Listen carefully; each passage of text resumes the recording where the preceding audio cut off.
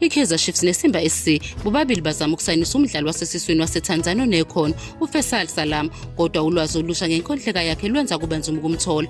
Lo mdlali oneminyaka engu-26 ubudala ozohlanganisa iminyaka engu-27 emasontweni amabili ube ngumshayi magoli onamandla muva nje washaya amagoli angu-19 ngesizini edlule namagoli amane nabasiza abayisishiyagalolunye kule sizini. uSalam owayegijima ku-Young Africans wathuthuka kakhulu ngaphansi komqeqeshi uNasruddin Nabi. Ekuqaleni wayengumdlali ovikelayo, kodwa nabo wabona ikhono lakhe lokuhlasela futhi wamisa endaweni eyaphambili lapho enze khona ezibukwayo. uNabi umthemba kakhulu uSalam futhi ukholwa ukuthi angayisiza kakhulu iKaizer Chiefs. Kuye kwaba namahlebiso ukuthi inkontileka kaSalam ne-Azam FC izophela ngo-2025 nokumenza akhululeke, kodwa-ke sekuqinisekisiwe ukuthi empeleni unenkontileka ne-Azam FC kuze kube nguJulayi 2026.